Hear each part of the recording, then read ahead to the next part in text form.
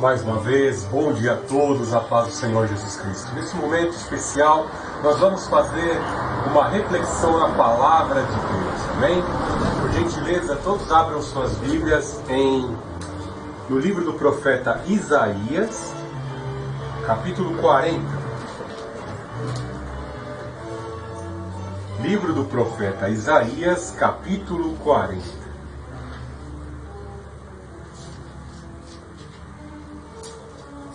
Do verso 8 em diante.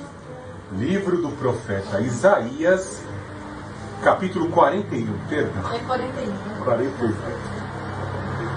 Eu estou acostumado a pregar do 40,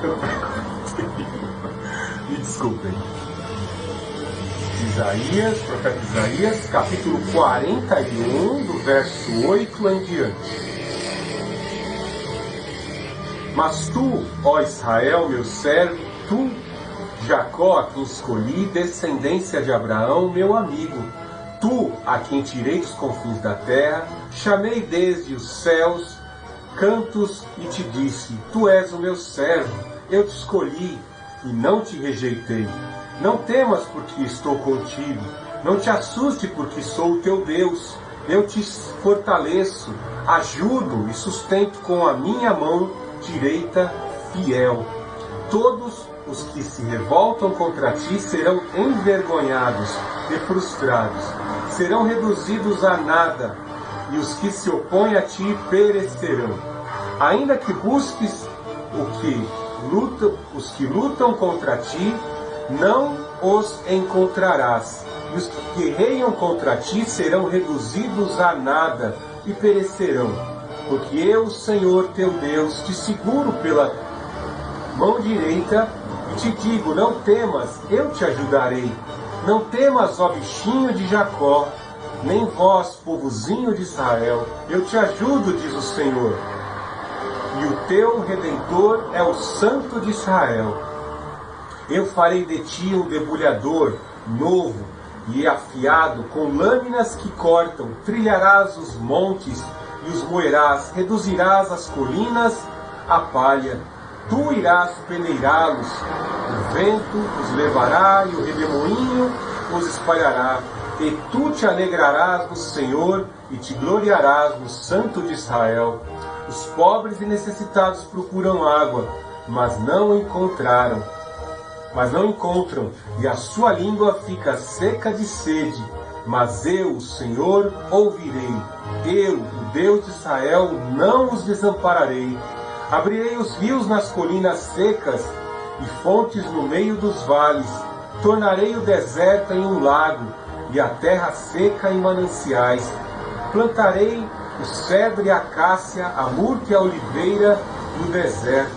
Porei pinheiro no ermo, como o zimbro e o cipreste.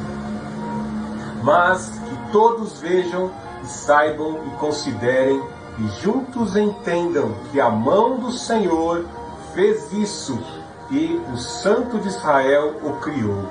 Apresentai vossa causa, diz o Senhor, trazei os vossos motivos, diz o rei de Jacó.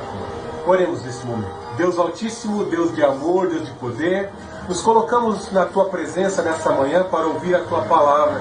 Eu, Pai Santo, me coloco à Tua inteira disposição, coloco os meus sentidos à Tua disposição, usa-os nesta manhã para pregar a Tua palavra. Orienta-nos, meu Deus, fortalece o nosso ser, nossa alma cansada, nossa alma que está abatida. Em nome do Senhor Jesus Cristo, vai dissolvendo pelo fogo do Espírito todo cansaço, toda desmotivação, toda notícia que traz tristeza. Vai repreendendo, Pai Santo, da nossa mente e nos leva, Pai Santo, a estar na Tua presença, confiantes do Teu poder, na força do Teu braço, na força das tuas intenções, porque a tua intenção e o teu plano para conosco é um plano bom, um plano agradável, um plano que exaltará, que nos levará a exaltar por toda a eternidade.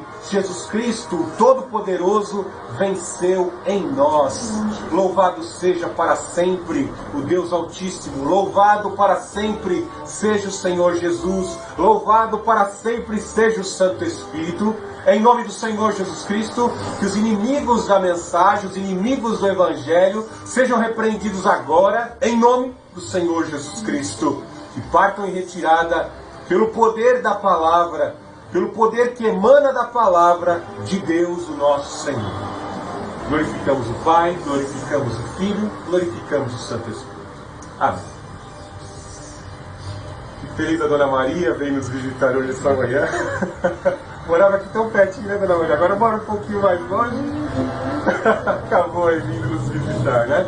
Que Deus abençoe grandemente a tua família, tá? Teu esposo, tua filha, em nome do Senhor Jesus. O Senhor Deus está operando na tua família. Creia com toda a confiança no Senhor Jesus Cristo, viu? Às vezes duvidamos do poder que emana de Deus, né? Temos certas desconfianças, ouvimos a palavra de Deus e duvidamos. Mas quando nos dedicamos a estudar a sua palavra de Deus e ver e analisar o que está escrito nas Escrituras com os acontecimentos, nós vemos a incrível perfeição. Alguns estudiosos já calcularam e disseram que 125 profecias se cumpriram somente nos últimos 8 dias de vida do ministério do Senhor Jesus Cristo, nos últimos instantes. 125 profecias. A palavra de Deus, ela é perfeita, ela se cumpre. O que Deus fala, acontece. O que nós muitas vezes sofremos em compreender e lutamos em compreender e entender é a questão do tempo. Porque o tempo vai passando, a nossa carne que é limitada, as nossas competências também são muito limitadas, e nós acabamos por esmorecer, perdemos a confiança, a credibilidade vai se dissolvendo, porque não vemos de imediato o cumprimento de algo que foi falado. É como aquela pessoa que faz uma promessa para você, ou aquele noivo que faz uma promessa para a noiva e fica prometendo, fica enrolando, fica até colocando datas fictícias, como dia 30 de fevereiro, e a pessoa no engodo acaba caindo, né? E assim são às vezes falsos mestres, falsos líderes religiosos, falsos governantes. Eles trazem no discurso promessas de campanha, promessas em palanque, e de repente aquilo não se cumpre. Mas com o nosso Deus é muito pelo contrário. O que Ele fala há de se cumprir. Então logo Adão e Eva ali pecaram, comeram o fruto da ciência do bem e do mal e trouxeram as implicações para a sua vida, vemos que o Deus Altíssimo fez uma promessa de reparação. Em especial essa promessa foi feita a Eva. Eva, você comeu o fruto, você trouxe as implicações para a tua vida, mas a tua semente, o filho que há de nascer de uma mulher, de alguém da tua descendência lá na frente, vai pisar a cabeça da serpente. E essa profecia, depois de muitos séculos, se cumpriu. O Senhor Jesus Cristo adquiriu natureza humana, o Filho do Deus Altíssimo, e pisou a cabeça da serpente na cruz do Calvário. Logo agora podemos compreender, logo podemos ter esse sentimento de convicção, de esperança, de que a palavra de Deus ela é infalível. Aquilo que Deus promete, Ele cumpre. E em Cristo Jesus, pelo poder que emana dele, do Espírito Santo, nós seremos vencedores, vamos vencer, porque o Espírito nos ajuda. Esse texto de Isaías traz claramente essas promessas. É muito importante a gente entender o contexto em que Isaías, o profeta, entrega essa profecia, visto que já na época de Isaías, alguns impérios se levantaram o Império Assírio, que era conhecido como a máquina de guerra da Idade Antiga. Nenhuma grande cidade-estado poderia ter em pé de igualdade um exército tão bem preparado e tão bem equipado quanto o exército assírio. Qualquer outra nação ao longo da história, vejamos depois da Idade Antiga também o Império Romano, o Império de Ferro, e todas as nações temiam quando as infantarias do Império Romano assim se levantavam para deter uma rebelião nas províncias que não aceitavam a dominação. Para ficar mais fácil a sua compreensão, porque é difícil olharmos para o passado e compreender o que Deus está dizendo aqui em Isaías, do capítulo 41 até o verso 7, talvez você já viu na televisão o exército de Xi Jinping, o ditador comunista, né? Ele faz questão de colocar a sua infantaria em desfile, batendo continência para o imperador, para o ditador Xi Jinping, e ali passa naquela parada militar os mísseis, passam os tanques de guerra, passa a infantaria armada, todos prestando reverência e continência, visto que também o ditador é considerado uma divindade lá na China. Também na ditadura comunista da Coreia do Norte, aquele homenzinho baixinho também, ele gosta de ostentar e expor ao mundo. As imagens da humilhação do povo ele não mostra, mas mostra os mísseis passando diante dele e todo o exército batendo continência em reverência. E assim, de certa forma, as imagens que ele mostra para o mundo ocidental é uma exibição de força. Vemos também na televisão, às vezes, os lutadores de MMA, os lutadores de boxe, quando um vai enfrentar o outro, né? Eles fazem questão de expor o seu peso, o seu físico, para mostrar força e tentar assustar o oponente. E aqui no capítulo 41, do verso 1 ao 7, o Senhor Deus desafia esses povos. Veja o que Deus diz aí: calai-vos diante de mim, ó ilhas, e os povos renovem as forças. Cheguem-se e digam, defendamos-nos juntos em juízo. Olha o que Deus está dizendo aqui. Pode juntar as ilhas, pode juntar as nações, juntem todos e venham, desafiem a mim. Deus está desafiando os grandes impérios da época de Isaías para que tentem entrar em juízo comigo, tentem estabelecer o seu reino. Quem primeiro tentou montar um império dominante foi Nimrod, quando tentou construir a Torre de Babel. E o nosso Deus interferiu no plano. O nosso Deus interferiu e destruiu aquele plano de dominação global daquela época. E vemos que as nações ao longo da história tentaram se prevalecer como nações dominantes por todo o mundo, mas Deus sempre interviu. Existe uma profecia lá no livro de Daniel em que deixa isso bem explícito, né? Deus revela o sonho de Nabucodonosor, e no sonho nós vemos que ele teve de uma estátua, e cada parte daquela estátua representavam impérios. O império de Nabucodonosor, que era a Babilônia, e todos os impérios que haveriam de vir até Roma e até os nossos dias de hoje. Esse império ao qual foi destruído com a pedra, como está lá na revelação de Daniel, vai ser destruído por uma rocha. E essa rocha eterna é o reino do Senhor Jesus Cristo, que é a nossa rocha eterna. Nós que aceitamos o Senhor Jesus Cristo, estamos estabelecidos sob essa rocha.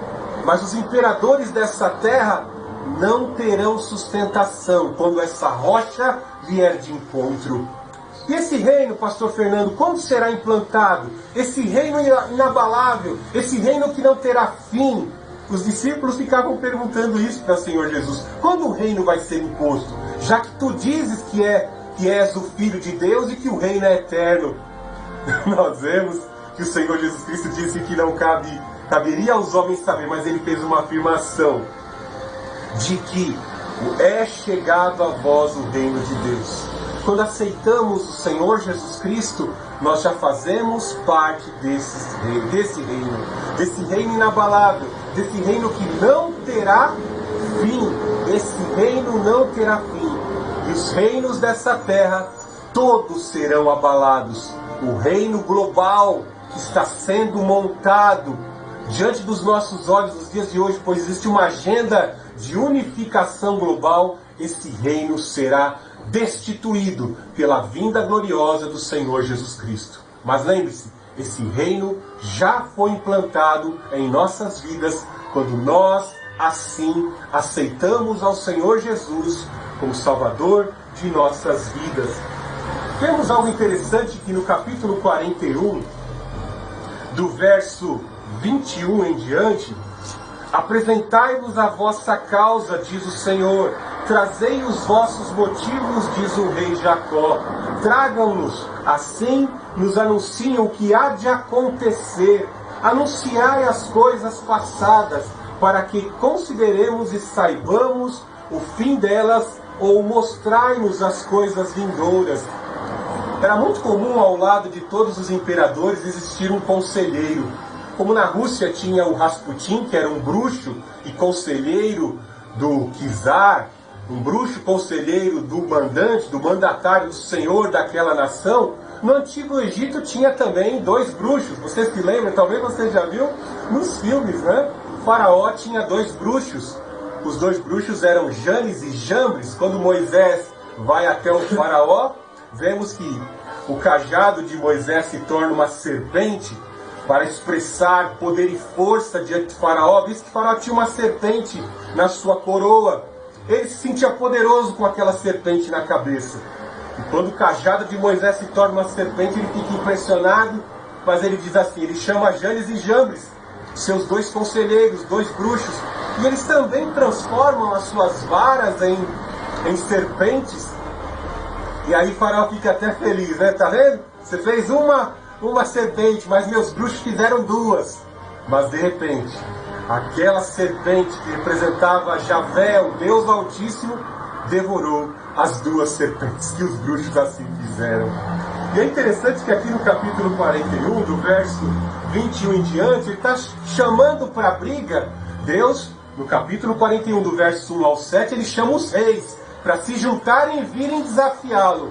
Do verso 21 em diante, nós vemos Deus chamando agora quem? Os sábios, os magos, os conselheiros. Anunciem, predigam, falem uma profecia futura, mostrem um acontecimento, revelem o oculto e o profundo, aquilo que só eu sei. Nós vemos que quando Nabucodonosor teve um sonho, nós vemos que os magos de Babilônia não puderam interpretar. Eles diziam, diga-nos, ó soberano Nabucodonosor, diga-nos o teu sonho e nós traremos uma interpretação. Aí é muito fácil, né?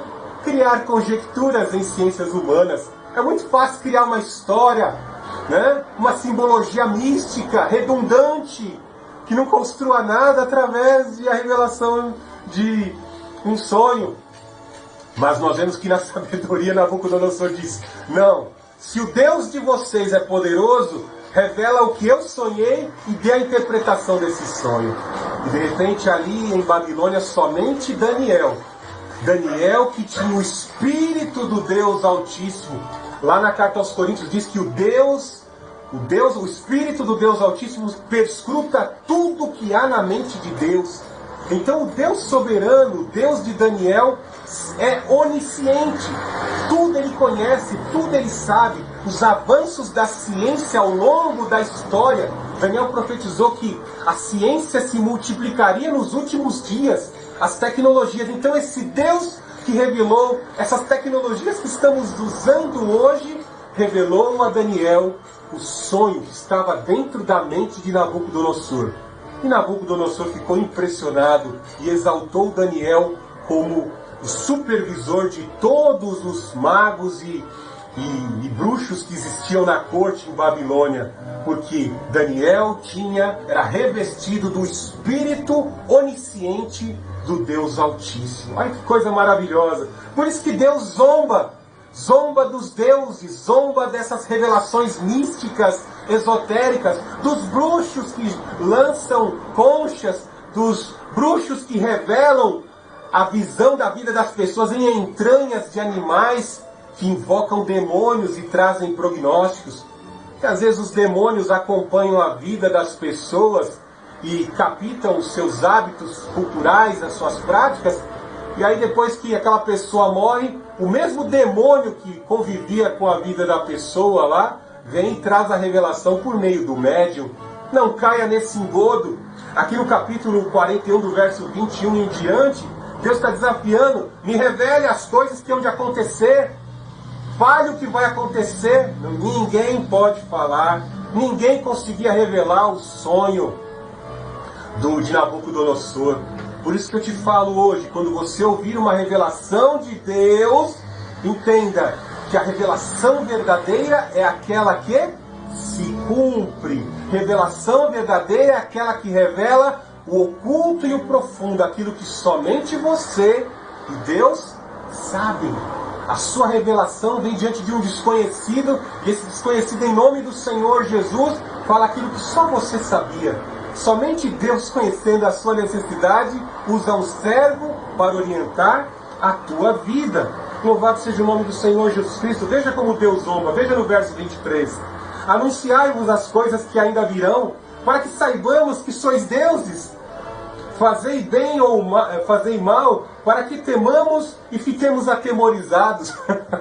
Imagine quando Jambres e Jambres transformaram as suas varas em serpentes, e de repente a serpente que representava Javé devorou as duas serpentes. Os bruxos ficaram envergonhados, e sempre ficarão ao longo da história, né? Porque eles causam espanto com os sinais que os demônios lhes fornecem, mas eles não podem sustentar. Veja no verso 24: vós não sois ainda, vós não sois nada, e o que fazeis é inútil. Quem vos escolhe é abominável. Fiz surgir alguém do norte, e ele veio. Alguém do nascente do sol chamará pelo seu nome, e pisará sobre os magistrados como em lodo e como oleiro pisa o barro. Aqui o Senhor Deus usa uma ilustração de alguém que haveria de ser levantado. E o nome dessa pessoa foi revelado 250 anos antes. Está em Isaías 45. É o nome de Ciro, o príncipe persa que haveria de libertar Israel de um cativeiro de 70 anos em Babilônia. Algo de maravilhoso que Isaías ele prediz: que a nação de Israel vai passar 70 anos cativeiro em Babilônia, e ele revela o nome do príncipe, de alguém usado por Deus, que não era convertido ao judaísmo, né? E revela o nome dele. Deus está desafiando aqui: me revela o nome de alguém que possa ser redentor. Fale em algo. Diga o nome de uma nação que vai se levantar para dominar. Na profecia de Daniel, Deus revela todos os impérios que hão de governar. Babilônia, Pérsia, na pessoa de Ciro, que ele revela no Isaías 45. Depois ele revela os gregos. Depois ele revela a dominação romana. Que coisa maravilhosa! Estou falando aqui no macro para você compreender, depois ir olhar nos livros de história se a ordem não é a mesma. Eu desafio você a desmentir o que está escrito nos livros de história. A ordem cronológica correta: Babilônia, Pérsia, Grécia e Roma, como está dito, predito pelo profeta Daniel. Então mostra que esse Deus soberano controla as nações. E se esse Deus que controla as nações, controla os reis, vai pisar os imperadores orgulhosos, os que fazem exibição de força, que confiam nos seus deuses, se Deus vai derrotar os grandes, como não fará pela vida de vocês, pequeninos? Imagine que você, pequenino, olhando para os grandes, né? Você olha talvez na televisão e você pense: eu sou tão pequenino, não tenho nada, Deus não se importa comigo. Depois de fazer essa exibição de poder soberano, aqui no verso 41:8, no texto que nós lemos, Deus mostra que Ele se importa sim com os pequeninos. Veja o que Ele diz aqui: mas tu, Israel, servo meu, tu, Jacó, a quem escolhi, descendência de Abraão, meu amigo, tu, que tirei dos confins da terra, chamei-te desde os cantos e te disse: tu és meu servo, eu te escolhi, não te rejeitei. Veja aí no verso 41:14. Não temas, ó bichinho de Jacó, nem vós, povozinho de Israel, eu te ajudo, diz o Senhor, o teu Redentor é o Santo de Israel. Note aqui a ilustração de um bichinho, de um piolho, alguém que talvez a cultura de Israel possa chamar de piolho, um inseto insignificante, porque às vezes os povos grandes, os maiorais, os que têm poder e dinheiro, eles olham para certas pessoas e falam, isso aí é pior que um inseto, isso é pior que um cão, isso aí não vale nada, isso nunca vai dar para nada na vida, não tem futuro algum. Deus escolheu Israel. Deus chamou Abraão. Algo mais interessante de mostrar é quando contrastamos os grandes imperadores, porque o sonho desses grandes imperadores de Babilônia, da Pérsia, da Grécia, principalmente os romanos, era de colocar aos seus nomes o nome de uma divindade. César, Augusto, Supremo, Ser Supremo. Todos os imperadores se achavam Deus. O faraó tinha o que na cabeça? A serpente, porque ele se achava Deus, filho do Deus Atom, filho do Deus Sol. Mas todos esses homens, todos esses imperadores, perderam os seus reinos e foram abatidos. E foram limitados, por quê? Pela morte. Todos eles estão na história registrados, vão passar pela morte. Mas veja algo maravilhoso. Lá no texto da igreja de Filadélfia nos diz que Deus quer fazer dos seus filhos colunas eternas. Logo nós entendemos que todos nós temos uma existência eterna. Mas como nós vamos registrar o nosso nome ao longo da nossa história, nesse período pequeno de tempo de vida que temos, de 0 a 70, 80 ou 90 anos? Como nós vamos marcar a nossa vida nesse período de tempo que temos aqui na Terra? Como alguém que teve oportunidades e desperdiçou as oportunidades, teve a chance de fazer algo bom, mas, pensando bem, não vou investir nessa pessoa não. Estou cansado de fazer a caridade, chega de sofrer, vou parar de fazer a bondade. Você tem oportunidades que são concedidas na tua vida para glorificar a Deus, mas às vezes você se abstém. Veja que esse texto de Isaías 41, verso 8, mostra alguém que talvez se pensava assim, eu estou aqui na casa do meu pai, meu pai tem até posição, é um homem rico aqui na Caldeia, e eu não sei o que vai ser da minha vida, porque logo logo eu morro e para onde eu vou, né? Talvez Abraão pensava isso, né? Quando olha-se para Tera, o pai de Abraão, um homem de posses em Ur dos Caldeus, na Caldeia, tinha muita riqueza, e se alguém falasse para Abraão assim, Abraão, começa a peregrinar, pega a tua parte da herança aí, e vai caminhar para um lugar distante aí. Eu não vou abrir mão da posição que eu tenho, time que está ganhando não se mexe. Mas vemos que Abraão, como alguém que Deus observou em sua época, alguém que Deus poderia construir algo grande, ele atendeu o chamado de Deus. Então veja aqui que Deus está dizendo, eu te escolhi, Abraão, porque eu sei, eu conheço as tuas entranhas. Eu que revelo o coração dos faraós, eu que revelo o coração dos imperadores, estou revelando o teu coração, Abraão. Abraão, você é alguém que, por mais que seja falho, você se esforça para ser meu amigo. Você se esforça para me obedecer. E por isso eu te escolhi para construir algo grande lá na frente. Eu vou te entregar a revelação aos poucos. Mas depois, quando tudo tiver acabado, aí você vai entender tudo que você passou e a grandiosidade do meu poder, que tem poder para resgatar. Eu sou o Redentor, para chamar e para realizar na tua vida coisa que você por si só não tem competência para fazer. Às vezes, bem assim somos nós. A palavra de Deus vem ao encontro das nossas vidas. E nós somos marcados muitas vezes por fazer aquilo que estamos fazendo. Estamos acostumados a acordar de manhã, fazer as nossas atividades, ir para o trabalho, chegamos cansados. Aí de noite a gente ora rapidinho, 1 minuto, obrigado Senhor, o Senhor me guardou, né? Dá um beijinho na esposa, janta e assiste lá uma TV, uma novela e vai dormir. E acha que a sua vida simplesmente se acaba nisso, né? Aí chega no final de semana, tô preocupado com o Coringão. Tem que saber como é que tá o campeonato brasileiro lá, tá preocupado, né? Sabe que é quarentena, os corintianos tá tudo doido. Como é que está o Campeonato Brasileiro? A pessoa vive com essas preocupações com as coisas da vida e desperdiça toda a sua vida nessa mesmice. Quando a palavra de Deus vem contra a nossa vida, é para trazer um propósito, é para trazer um sentido para a nossa vida. Aqui veja que Deus está dizendo: descendência de Abraão, meu amigo, tu a quem tirei dos confins da terra. Alguém que se achava, eu estou dentro da mesmice, e aí te chamei desde os cantos da terra, e tu és meu servo. Quando a gente vê aqui Deus chamando Abraão e colocando sobre os ombros dele uma responsabilidade de servo, aí é que nós caímos em algo que talvez seja o maior desafio da nossa vida. É muito comum nós vermos os evangelhos se chamassem pastor, servo do Senhor, diaconisa, Messias, diácono, servo do Senhor.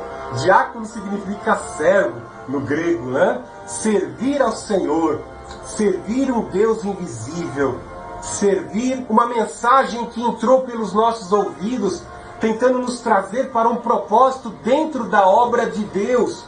Então aqui nós vemos quando Deus chama Abraão, Deus tem um propósito em construir em Abraão, em construir através da vida de Abraão, um grande projeto de salvação da humanidade. O que Deus promete para Abraão? Abraão, de ti farei uma grande nação, e por meio deste abençoarei todas as nações da terra. Olha que coisa maravilhosa.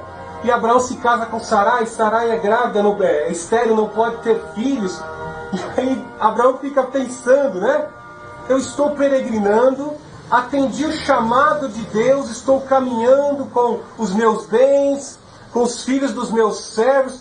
Como Deus vai construir uma grande nação se a minha esposa nem filho não pode ter? Olha a dificuldade, né?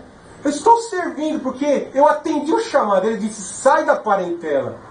E eu obedeci. Calvino, o grande teólogo, dizia que a graça de Deus, ela é irresistível. Não tem, quando Deus fala, pastor Fernando, eu te tiro daqui, te ponho aqui, você vai me servir aqui. Eu não questiono. E ai de mim, como disse o apóstolo Paulo, questionar o chamado do Senhor. Questionar aquilo que Deus incumbe sobre as nossas vidas. É que Abraão estava, atende o chamado, começa a peregrinar, o tempo vai passando, e como eu disse no início da mensagem, né? A gente começa a caminhar, o tempo vai passando, e a nossa mente, os nossos olhos vão ficando cansados, nosso ouvido também, nós vamos perdendo até a audição, nossa musculatura vai cansando, e de repente a gente vai ficando, cadê o cumprimento da promessa? Deus não disse que eu seria isso? Senhor, eu creio que Abraão olhava para o céu e dizia, ó Deus Altíssimo, tu me chamaste, tiraste da minha casa, do conforto lá da Caldeia, cadê o cumprimento da promessa? Cadê? Nem filho eu tenho ainda, cadê o meu filho? Quando vai se formar esta grande nação?